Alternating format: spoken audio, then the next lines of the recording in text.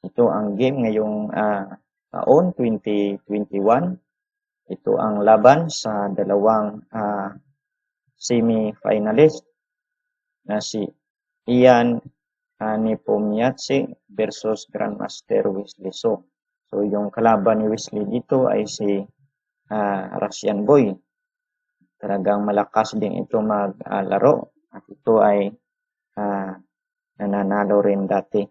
So itong Russian Boy ay ang kanyang opening preparation ay ang King's Indian Attack. Ito ay isang favorite opening ng dating world champion na si Bobby Fischer. So tingnan po natin ang kanilang laban. So dito po nag-move si Nipo ng knight f3. Then Wesley played d5, g3, knight f6, bishop g2, e6, castle kingside, bishop e7. So dito nag-move ang white d3. So yung ibang continuation move dito, so pwedeng mag-move ng c4, d4, o kaya b3. So depende sa choice ng white player. So dito yung move na d3, yung ibang ideas dito ay magmo-move ng c4 kapag gusto mo yung in-game position, d3, c4, then d4, d4, capture sa queen. So depende sa choice ng isang player or depende sa iyong preparation. So maganda talaga kapag mayroon kang ideas bago maglaro sa game kasi susundin mo yung game plan mo. So di ka pwedeng maligaw dahil mayroon ka ng preparation kaysa maglaro ka na wala kang preparation. So dito si Wesley nag-castle kingside, knight b dito, ito yung line ni Nipo. Yung ideas magmo-move ng e4 next move. So knight c5, e4, knight c6. Ito yung posisyon na makikita nyo sa book opening. So book line pa rin ang opening na ito. So rook e1, then b5. So nag b5 dito si Wesley. So yung ibang continuation dito ay queen c7. So ito yung ginamit ni Dunginis versus Nepomniachtchi noong year 2017. So tingnan natin kung ano yung nangyari sa game ni Dominguez Perez. Ito yung queen c7. Yung ideas dito ay control yung e5 na square at saka yung target na c2 na backward pawn. Yung ideas dito, i-move yung bishop sa b7 or e6 na square, tapos yung rook sa c8, tapos i-move yung knight sa d4 kapag nag-capture yung white sa knight sa d4, so ma-open yung c-file, so matarget yung c2. Yan ang strategy ng black. So makikita nyo yan dito mamaya. So dito nag-move ng e5. Ito ay part ng strategical plan ng white na i-drive out yung knight sa f6. So knight d7, queen e2. Nag-depend sa kanyang weak pawn sa e5 dahil ito yung pawn ay under attack. So b5. Ito ay queenside expansion or gaining more space sa queenside. Ito yung part sa plan ng black. So knight f1, bishop b7, h4, rook fc8. So yung ideas dito na i-trade yung knight sa d4. So kapag na-capture yung white, so pasok na pasok sa kanyang preparation. So bishop dito, b4. Then knight 1 h2, ito yung maneuvering ng knight na ginagawa ni Nipo sa kanyang opening. So queen d8, So, bishop g5, gusto niya i-trade yung kanyang pangit na bishop sa dito sa black para ma-weaken yung dark square na d6. So, yung f6, kasi kapag nag-h5, mayroong knight g4, pagkatapos magiging weak square yung f6. So, nag-move ng h6, then bishop takes e7, knight takes e7, queen d2, para makontrol yung dark square, then e5, tuloy-tuloy yung ginagawa ni Dungeness sa queenside expansion, din h5. So, ang ideas dito ng black, so pwede siyang mag-push ng kanyang pawn, g4 to g5. Subalit hindi niya ginawa. Yung kanyang choice dito ay iba yung kanyang plan. So, c4, yan ang ginawa ni Dungeness dito. Yung ideas ni Dungeness, i-weaken yung pawn structure ng white, tapos atakihin ito. Ito yung mga Karpov style na strategical plan. So, knight d4, di knight c6. Gusto ni Perez na i-trade yung kanyang knight sa active knight sa d4. Knight hf3, capture, knight takes d4, knight takes d4, then c takes d3, c takes d3, then bishop e6. So, nag-start na dito na mag-attack si Dominguez Perez. So, ang ginawa ng white ay na-force na mag-defend, knight c5, queen e3, then queen g5. So, kapag si Nipo ay magka-capture ng queen takes g5, so yung position dito ay equalize. Subalit ito yung kanyang move ay e4, na weaken yung kanyang pawn structure. So, queen takes h5, rook dito, then queen g6. So, after queen g6, rook e d1. So, yung position dito, kapag tingnan nyo sa engine, ay advantage dito yung black. Slightly better sa black.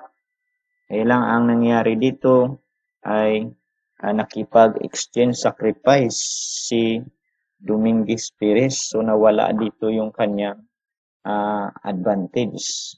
Kasi ito yung exchange sacrifice, ang result dito ay na-equalize ng white ang position. After bishop takes d3, rook takes d3, then mayroong move na f5. So, yung position dito ay na-equalize. Subalit sa bandang huli na karoon ng ero si Dominguez Perez, sa bandang huli ay natalo siya dito. So, ito ay makikita nyo yung complete game sa isang chess video. Tingnan nyo dyan. So, rook e8, rook e1, rook e8, then knight takes f5, rook e6. So, ito yung position ay equalize. Subalit sa bandang huli ay natalo dito si Dominguez Perez. So, balik po tayo sa game ni Nipo versus Wesley So.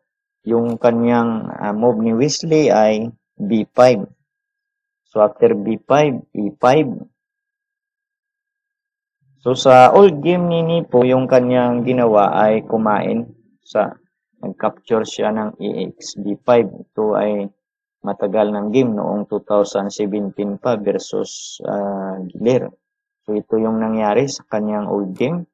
xd5, knight xd5, knight e4, then bishop b7, bishop g5, f6, bishop d2, e5, c3, a6, knight h4, f5, knight g5, queen b7, then c4, big c4, big c4 para ma-open yung d-file. So, yung move ni Giler dito ay knight f6. Nagkaroon ng konting advantage si Nipo. Subalit, ang sagot ng engine ay knight b6 lamang, hindi knight f6, para yung position ay equalize. Pero dito, hindi na ginamit ni Nipo ang kanyang old move na exd5. Yung ginawa niya dito sa kay Wesley ay nag-move ng e5 para ma-drive out yung knight sa f6. So after E5, knight D7, knight F1, maneuvering ng knight papuntang king side. So A5, then H4. So after H4, mayroong old games dito sa game ni Wesley. Ni Bashir Legra versus Wesley So noong year 2020. So dito yung ginawa ni Wesley dito ay nag-move Queen C7. Subalit dito sa game ni Nipo, binago ni Wesley yung kanyang move ay nag-move siya ng B4. So dito sa old game ni Wesley noong year 2020 ay nag-move siya ng Queen C7 versus Bashir Lagrab, din nag-defend. Si Bashir din B4, din knight E3, din bishop B7. So ganun pa rin yung setup ni Wesley sa kay Nipo, yung bishop nasa B7, din C3, din rook FC8, din nag-sacrifice dito si Bashir Lagrab. Mayroon siyang nakitang tactics dito. So knight xd5, xd5, e6. So advantage dito yung white, queen d8, ex f7, then king h8, knight g5, knight f6, then knight e6. Dito ay nagkaroon ng 3 moves repetition. At pagkatapos nag-declare ng draw. So balit kapag tingnan nyo ito sa engine, ang position ay malaki na ito yung advantage para sa white. Kailan hindi nakita ni Bashir yung tamang continuation move dito para maipanalo yung game. So dito binago ni Wesley yung kanyang move. Hindi niya ginamit yung ideas na Queen C7. Yung kanyang ginawa ay nag-play B4. So yung old moves niya, old games ay Queen C7, nag-create ng attack sa isolated pawn. So dito nag-create ng space sa queen side, gaining more space. So kapag nag-B3 dito yung white, so bishop B7 din yung rook sa C8, queen C7. Tapos kapag nag-knight D4, so pabor yung position dito sa black dahil sa open na C5. So ito yung move ni Wesley ay B4. So after B4, bishop F4. Ito yung ginamit ni Nipo. So balit mayroong games po dito noong year 2017. Ito ay game ni Giri versus Wesley So. Yung move ni Giri ay H5. Siguro nakita rin ito ni Nipo yung old games ni Wesley dahil pinaghandaan niya rin ito yung kanyang opening. So nag-move dito si Giri H5. Yung pagkakaiba kasi ng mga grandmaster ay hindi nila sinusunod yung ibang ideas ng ibang grandmaster. Mayroon silang nag-a-analyze sila kasi kung ano yung ibang ideas na mas maganda. So kapag tingnan nyo yung ideas ni Giri ay nag-move siya ng H5, yung kay Nipo ay bishop F4. So tingnan natin kung ano yung nangyari dito sa old games para mayroon po tayong ideas. So para malaman natin kung ano yung ideas dito, so nag-move H5. So yung kay Giri na move. So si Wesley nag-move ng E4. So yung next move dyan ay mag-move ng develop ng queen saka bishop. So E4, H6, pagka din G6, bishop E4, E3, tinuloy-tuloy ni Wesley yung pawn kasi kapag kumain, so yung weak pawn sa E2 ay ma-pressure. So after A3, B3, then bishop B7. So kapag tingnan nyo yung position dito, weak square sa dark square sa king side, subalit dito yung weak square naman sa queen side ng white. Ito yung dark square din, yung d4, c3. So ito yung backward po na, yung e2 at saka c2, ito yung critical na pawn sa white, kasi kapag hindi ka master or yung kalaban mo ay master, so alam nila yung strategical plan dito at mari kang matalo. So yung move dito ay bishop b7, queen d2, din rook c8. Ito na yung ideas ng black na i-trade yung knight sa d4 at tapos i-open yung c5, matarget yung backward pawn sa c2, rook e c1. So yung ginawa dito ni Giri ay nakita niya yung plan ni Wesley dito na i-open yung c5. Kaya yung kanyang ginawa ay nagdidepensa. Early defense na yung kanyang ginawa dito. So rook e8, d knight 1 h2, queen c7. So kulang na lang yung knight. Din knight g4, knight d4. So ito na yung kanyang ginawa. So knight xd4, cxd4, din bishop d5. So yung ideas ni Gary dito na matanggal yung dark square ni Wesley. Tapos papasok yung queen sa f4 to f6, i-trade yung knight. Tapos mamatiin yung black king. So yan ang ginagawa sa mga ibang mga chess player dyan. Ayun, nanonood kayo dito. So pwede yung ma-apply ito sa inyong mga future game. So sigurado yan mananalo kayo. So maraming salamat sa lahat ng mga nanonood dito. So bishop g5, bishop f8. So ito yung ideas para ma-avoid yung plan ng white, queen a4. So yan na ang ideas ni Gire. The same ideas sa mga ibang game ni Nipo. So queen a4, queen c3, king side versus queen side. Then bishop f6, queen b2. So mayroong threat na capture sa pawn. Bishop g7, bishop e7. Nag-avoid para hindi makapasok yung queen. Then bishop f6, bishop f8, bishop g7, bishop e7, then knight f6. Siguro ito yung error na move. So kinain lamang. So bishop takes f6, f6. So yung king Wesley ay safe now. So wala nang dito. Hindi na danger na yung king na ma-mate. So okay na siya kung sa ibang ito ay nakahinga na siya sa delikadong posisyon. So capture, rook takes ito, rook takes ito, queen takes ito. So dito nagkamali si Gary. Ito yung ang tamang move sana dito ay bishop e3, h3 equalize lamang. Ito yung suggestion ng engine. So kinain niya yung pawn sa d4. Ito yung move na blunder kasi mayroon ditong force exchange.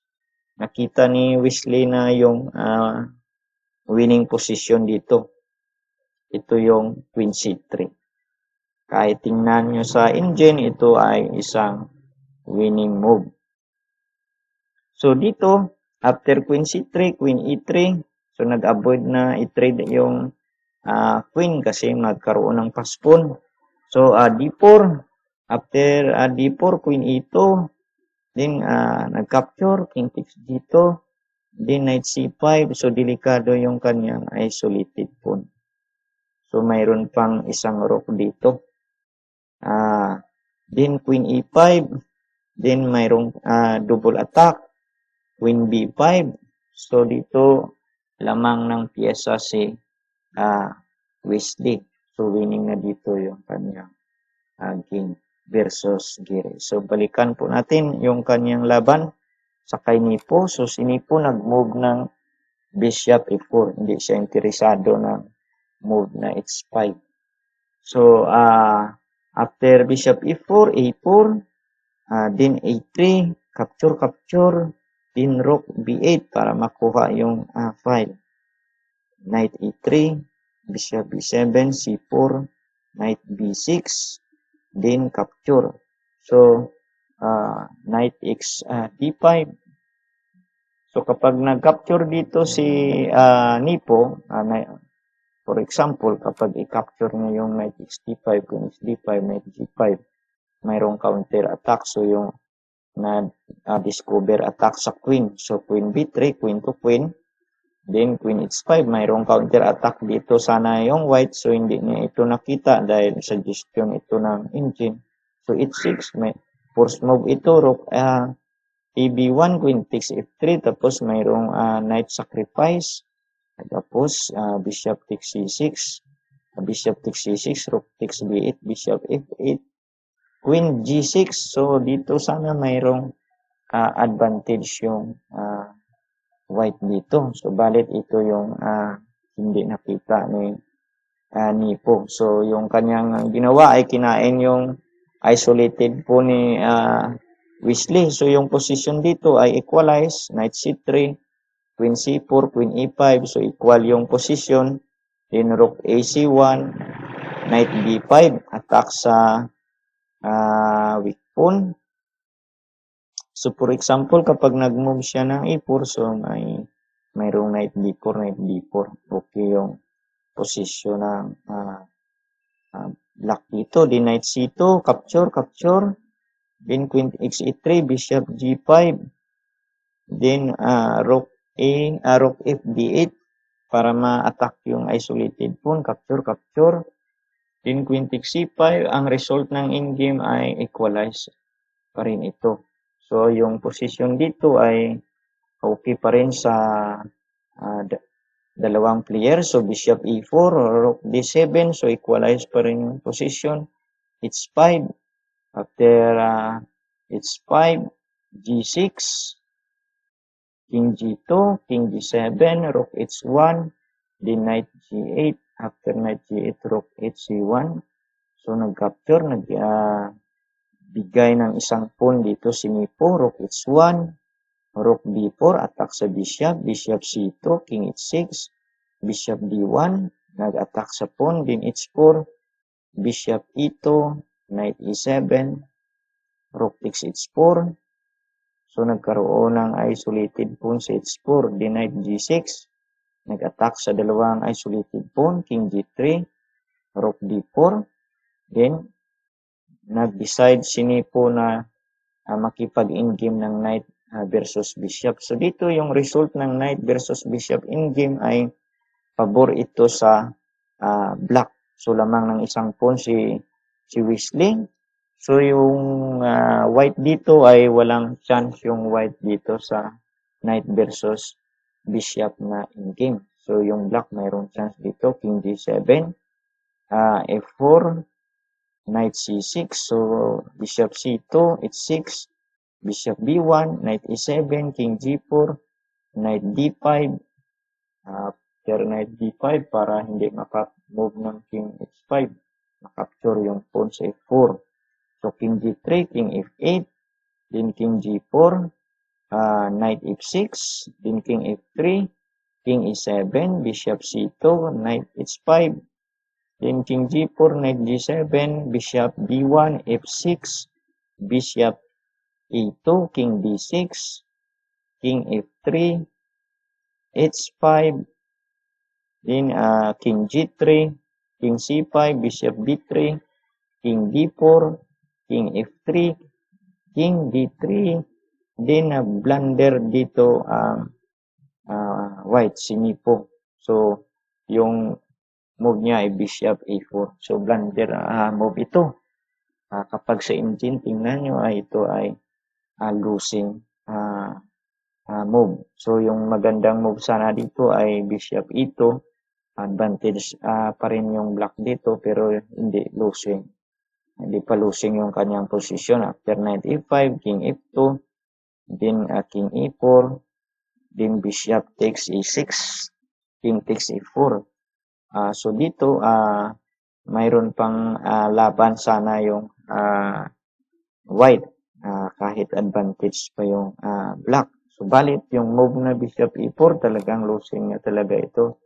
After knight e5, bishop b5, king d4, bishop e8, so mayroong check. King g3, mayroong check pa rin. Din king f3, knight g7, so na depensahan yung po ni Wesley sa h5, bishop f7, king d5, bishop g6, so matrap yung kanyang bishop dito. So king d6, king g3, king e7, bishop g6, king f6, bishop h7, knight e8. So nag-resign na dito si Nipo dahil ang kanyang bishop ay matrap. So ito yung panalo ni Wesley, malaking panalo at malaking chance na makasagupa silang muli ng world champion na si Magnus Carlsen. So maraming salamat sa inyong panunood. See you again sa mga next videos natin. Maraming salamat sa lahat na mga nag-subscribe. And don't forget to share this video sa lahat ng mga kaibigan. So maraming salamat po.